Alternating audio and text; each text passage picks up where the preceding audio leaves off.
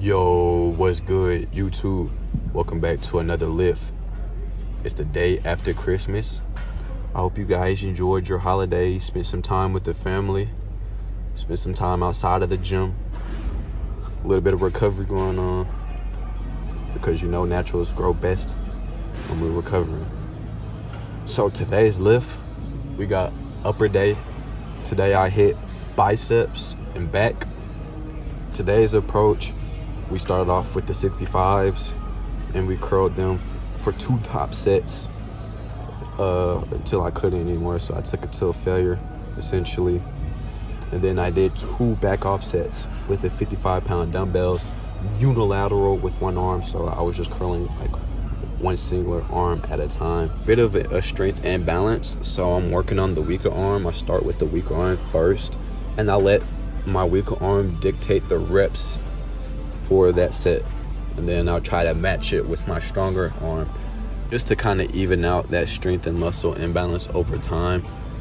Sometimes I'll also start off like with preachers, because that also is like a very strong isolation movement for the biceps, and you could really build up some strength doing unilateral preacher curls and going heavy, same style, same approach.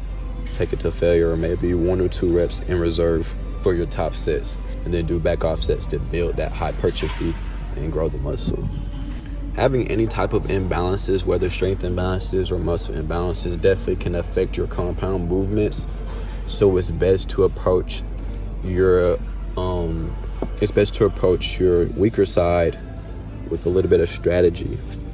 I'll also switch up which arm I start with. I won't start the workout every time with my weaker arm. Sometimes I will start with my stronger arm, just so that my weaker arm doesn't create a bigger gap and a bigger imbalance, because I'm always starting with the left arm or my weaker arm, or I'm always starting with the right arm, my stronger arm. So that's just my approach to making sure that the playing field is evened out, if that makes sense. Only did 1 back off set because I'm not gonna lie, those 2 top sets fried my biceps.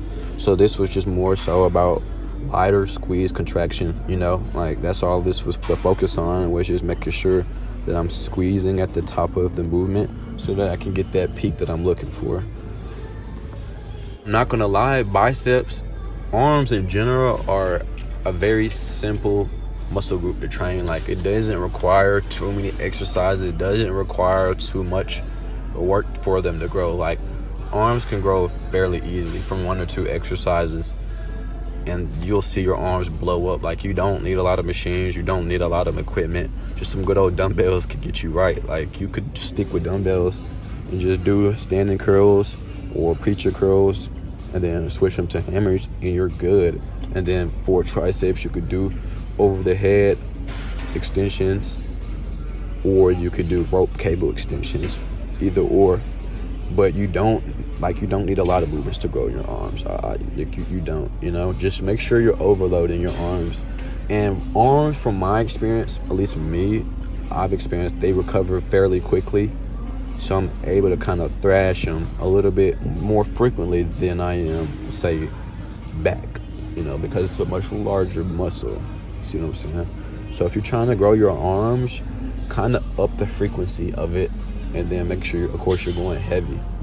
Make sure that also when you're lifting, you lift with quality volume, because that's also something that I struggle with, was lifting with quality volume. Like, I had a lot of junk volume, especially when I was younger, which, it kind of helped me find my footing with the whole working out and how my body responds to the workouts and my routine and things like that. But I would definitely say, like, after, experiencing, whatever it is you need to experience in the gym, definitely kind of move away from, like, that approach of, like, completely thrashing and, like, just murdering your biceps or murdering your muscle groups, because, at least for naturals, it takes longer for us to cover them, like, the harder we thrash it. Like it could take weeks, you could still be feeling it, like the soreness and stuff. It just all depends. So you could definitely get bigger and stronger in a quick amount of time. You just gotta think about the approach a little bit differently.